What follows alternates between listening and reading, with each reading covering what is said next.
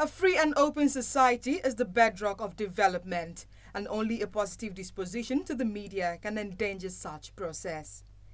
While journalists in different societies are regarded as the fourth estate of the realm as a result of their primary role to inform the society, unfortunately, the so-called society has not been nice to journalists in some climes.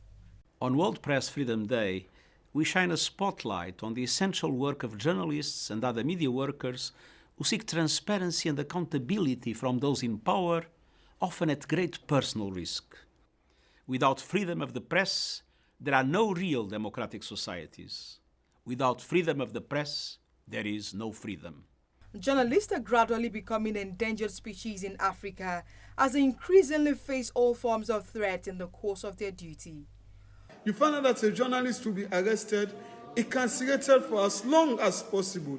But, the compensations are not there. So because if the compensations are there, they themselves will be able to deter government officials from undertaking some of these malicious prosecutions.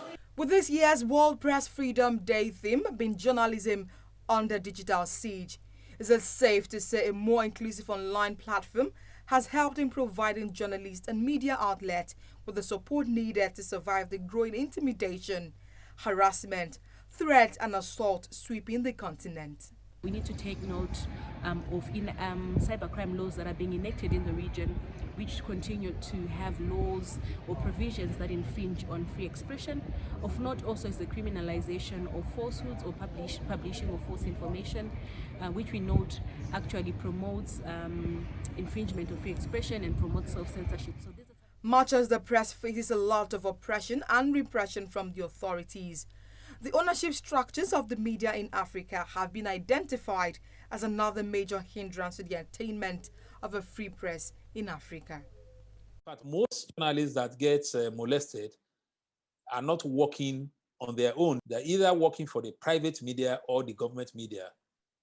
Either way, we do not see enough commitment to the protection of journalists, to the extent that where journalists' rights are violated, hardly do you see media owners or media organizations deciding on their own that they would, for example, pursue the legal option to seek redress on behalf of these journalists. Journalists and media workers shine a light on local, national and global challenges while telling the stories that need to be told. It is high time government and all stakeholders provide a policy framework for the protection and safety of journalists. Omolola, Ololade reporting for News Central.